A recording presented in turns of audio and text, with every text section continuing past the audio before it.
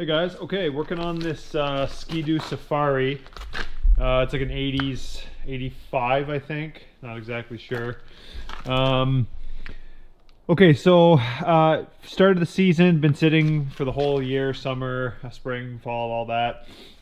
Go to start it up, and you check the usual things, you know, like you're getting spark to both plugs, pull the plugs out, just lay them on the top of the engine there and just see if you got spark. Just because you get spark on the outside doesn't necessarily mean you have spark on the inside of the piston, but it's a good way to know that you do have all the ignition on-off components working. Like you don't have a kill switch that's on, or the key's not on, or something in the wiring. Next thing to check, make sure your carburetor's clean. So take your carburetor apart, clean it. And then after that, fuel is your most important thing. So dirty fuel, in my case here, was a real problem. So just this quick video here to totally bypass the gas tank. I just used this bottle of Dawn here, and I've got some mixed gas in there. It could be straight gas because this is oil injected, but mix is fine for this. Nice fresh gas. And then I just have this tube coming out, and right here at this T, so at this T it goes up to the primer right there, and then this bigger hose goes to the fuel pump. Right, the fuel pump is right there. It's that flat thing with the hose coming out the top. So for any of you that don't know, that hose coming out the top goes to the crankcase of your engine, and it creates a pumping action, and that's what pumps your fuel to your carburetor. So you can see the line coming in the side there, and then the outline is on this side, and it's this line here that goes to the top of your carb. So coming from your primer at the top there, you've got your primer line, and it goes to the front of the carb. So if you suspect bad fuel is your issue, what you'll want to do is, so I took it off right here, so the line coming from the tank would have usually gone to here, and I know I have to replace the tank on this and everything. Because the little bung where it comes out is starting to corrode, and like the rubber's starting to corrode, and it's not making a good seal. So when I'm above half a tank, it starts to leak. So anyway, the remainder of this video will be taking that off and fixing that. But if you just want to get the machine going quick, fresh fuel. So before you put this bottle onto this T, what you're going to want to do is you're going to want to pull your starter cord. And that does two things. So it takes any old fuel out of the system from this forward. And you can confirm that your fuel pump works. So all you got to do is take this line off the carburetor, just lay it somewhere. Obviously you don't want it squirting on the engine where it's hot, but lay it somewhere, pull it, and if you want to see fuel spurting out, and that means that your fuel pump is obviously working. And obviously you're going to need some amount of fuel in the lines to see that. But that's a good way to confirm that. And also what you want to do is you'll pull your primer line off and just get all the crap that's out of the primer out. In the primer lines. Then what you're going to do, you're going to put your bottle on with nice fresh gas. You're going to prime it, and usually it'll just sort of fill itself up from this T to through the fuel pump to the carburetor, but you're likely going to need a couple of pulls because you've totally dried the system out with those other pulls to get it to the carburetor. And then that way, it's sort of a foolproof way to know for sure you have fresh, clean gas going into your carburetor, and you can eliminate the fuel system as your cause of a no-start condition. So this isn't a fix-all, but it's super helpful to just eliminate the fuel tank and anything that the fuel tank could be introducing into the system, or if the filter's plugged or something like that, if there's a broken line. So let's just try that out. Put your keys on.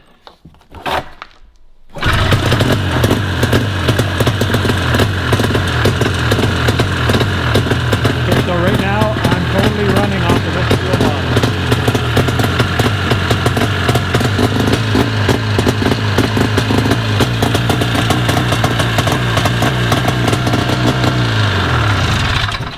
Okay guys, so if you want to stick around for the rest of this video, it's just going to be taking this seat off. This is like a seat I made, so it won't be exactly like the factory one. But we're going to take the seat out, and then I'm going to take the fuel tank out. Okay, so on mine, I think it's like the factory. Right under the seat, I've got two bolts going right into the plywood that this seat is made out of. So there's these two little bolts right here. And I'm not going to show you me taking them out, but basically the seat should just slide forward. because the plywood is being held on these things. So if my hand's the plywood, they're like under like that. This is the clip for your lights, which I will disconnect. But basically that's your fuel tank right there. So what we're gonna do is we're gonna take these little tabs off, and the fuel tank should just slide forward. And there's a little bit of mess around we'll have to do right there, but it should just slide right out.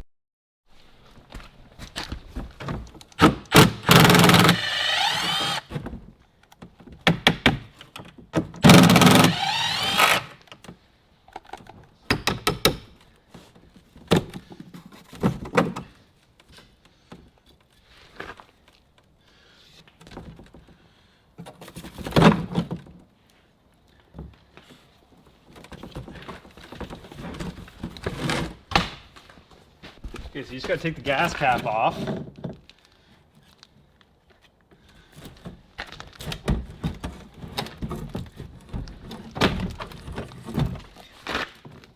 Yeah, and there's the part that's broken on mine. This is just a breather tube. So I'm gonna repair this here. I'm gonna repair this because so your filter's in there. Show you guys what's going on here. This is just to keep it up off the bottom a little bit. There's your filter. So this is the original grommet, and it's obviously worn. This fuel gauge, I'm not even sure I'm gonna put it back in. Like, you don't even really need a fuel gauge.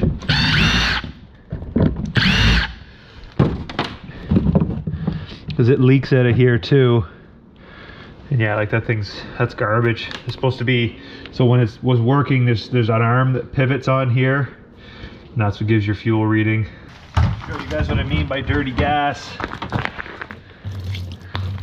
Nasty, and it smells nasty. Yellow, full of water, garbage.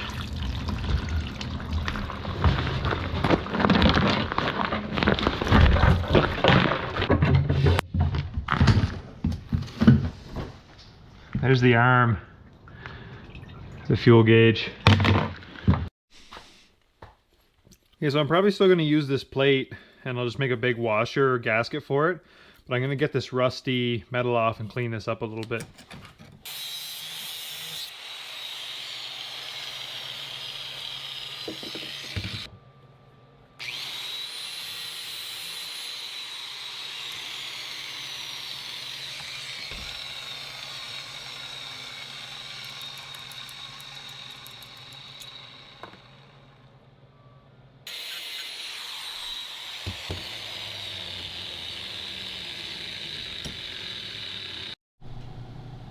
Okay, so I have this cork here. It's good for making fuel, gaskets that are in contact with fuel.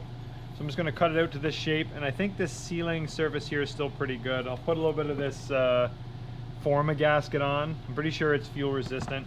Just on here to make a really good seal. These 4 screw holes here are good.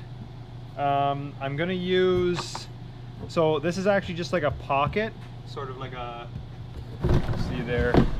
It's like a plastic pocket that would hold one of these inserts, but I'm just going to put like a wood screw right down in, and it's going to go right into this plastic, and maybe I'll put even some glue in this hole just to hold that one down.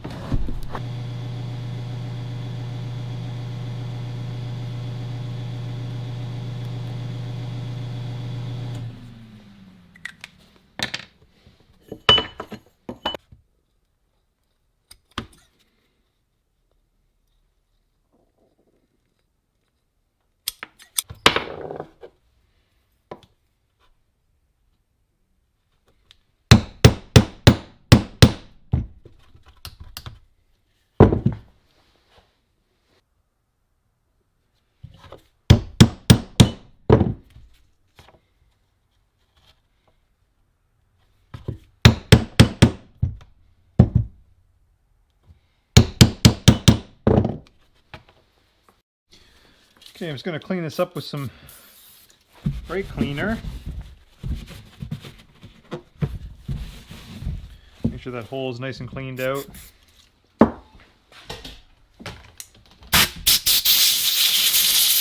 I'm actually going to use a little bit of JB Weld to fill that hole in there.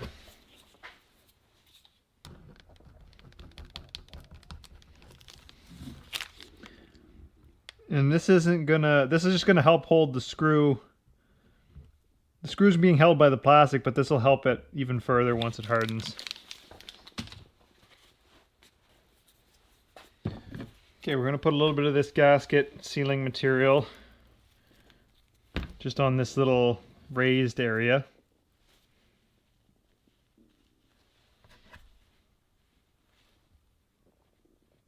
Just to help it seal.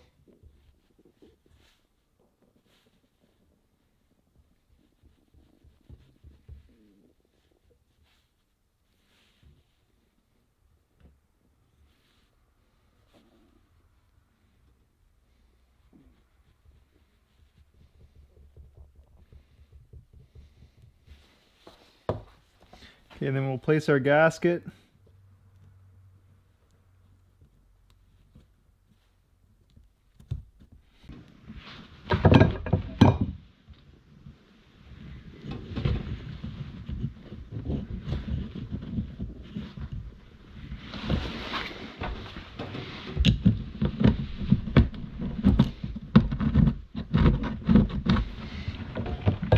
We'll get all the screws that work in first.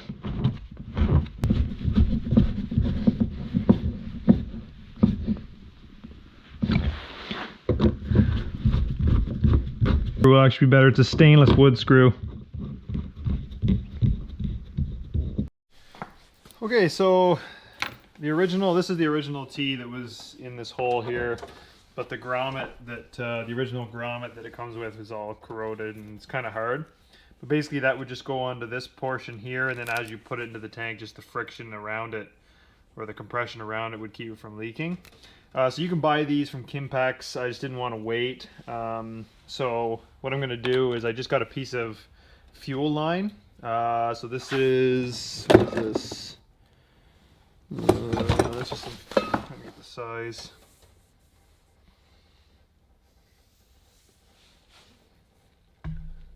Oh yeah, 3/8 fuel line.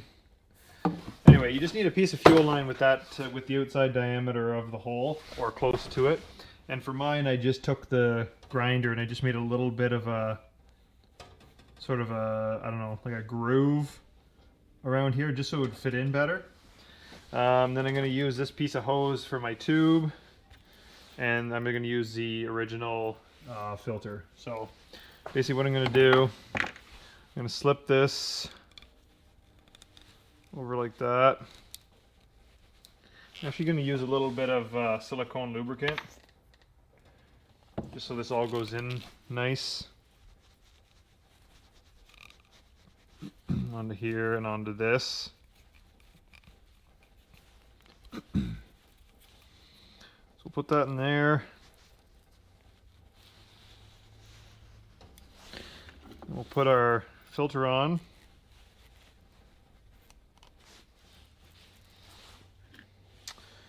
Okay, and then what I'm going to do is I'm going to put this over this.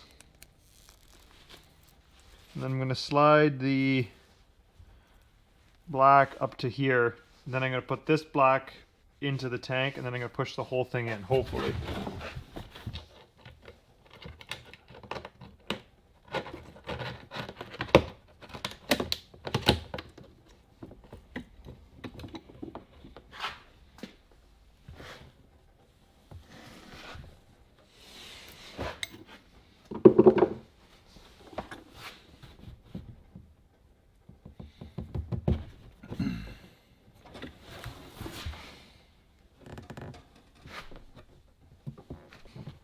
Okay, so there we go. I think we're pretty much, yeah, we're at the groove there now. Now I'm hoping, I'm gonna lube this up. I'm hoping this will push in without pushing that into the tank. So I'm gonna lube this up real well.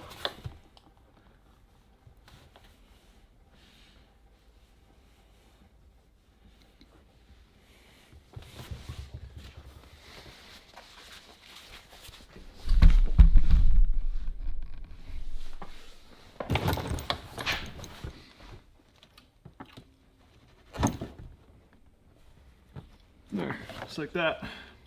It worked out awesome. Okay, so hopefully that's tight enough there that it'll keep that nice and sealed. And the nice thing about the rubber, like I had all these fittings and stuff that I was going to try and do, but something about that rubber, it's sort of a dumb design from the factory, but the fact that it's rubber, a lot of vibration happens right here, so you want this to be able to stay flexible and not hard with all these types of fittings. So yeah, that actually worked out pretty well. So all I'm going to do now is put this back in the machine, and I'm going to use another, this is the old one, but I'll use a new piece of this flex line to go from here to the to where the bottle went.